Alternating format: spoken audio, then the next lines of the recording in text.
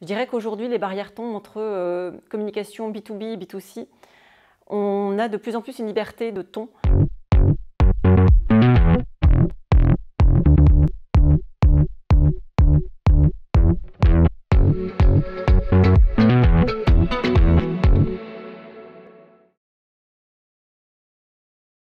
À l'unanimité, le jury a récompensé, ça a apparu comme une évidence, je dois dire, même si on avait eu d'autres coups de cœur. Donc cette campagne Askip la sexualité, parce qu'elle répondait déjà aux 3 grands enjeux que nous nous étions fixés. Le premier enjeu, c'était la créativité. Alors créativité sur le fond et sur la forme. Le ton de la campagne, le choix du design répondait parfaitement à la cible. Le deuxième critère, c'était l'innovation, donc avec ce dispositif de vidéo virale qui nous a semblé extrêmement efficace par rapport aussi à la cible et à l'enjeu. Le troisième critère, c'était la capacité à répondre à l'enjeu stratégique. Cette campagne aussi, elle répond à un enjeu de société avec des jeunes finalement qui ont besoin de comprendre, de se protéger aussi, d'intégrer des notions de respect, des jeunes aussi qui doivent être accompagnés voilà, sur des questions qui peuvent se poser et auxquelles ils ne trouvent pas forcément de réponse. Parler de sexualité, c'est pas forcément simple. Une petite dose d'humour aussi, ce qui ne gâche rien pour désacraliser un peu le sujet.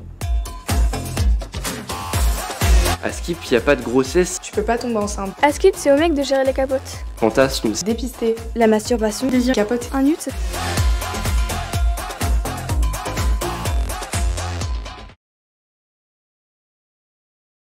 Le jury a beaucoup apprécié aussi la campagne Furterer. Encore une fois, elle répondait aux critères que nous étions assignés.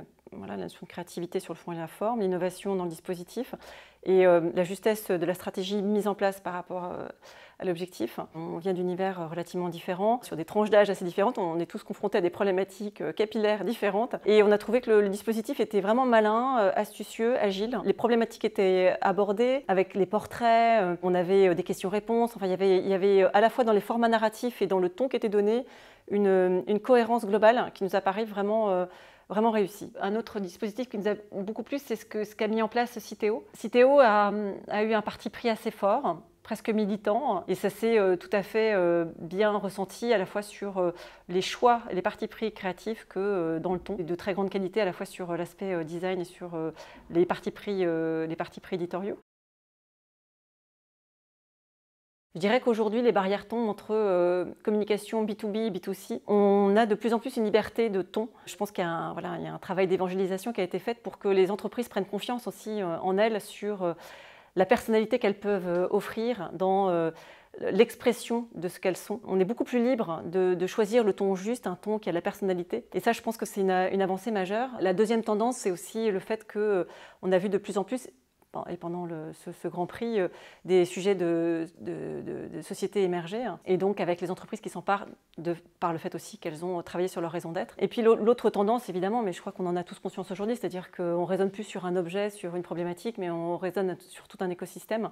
Et donc, quelle que soit la problématique sur laquelle on est amené à travailler, on est obligé de la penser sur l'ensemble des canaux de communication qu'on a à notre disposition. Donc, mais ça rend évidemment le travail d'autant plus intense, riche, complexe, certes. C'est certainement dû aussi à l'accélération qui a été donnée avec le Covid, où aujourd'hui on ne peut certes plus du tout penser sans imaginer un dispositif via ces canaux digitaux.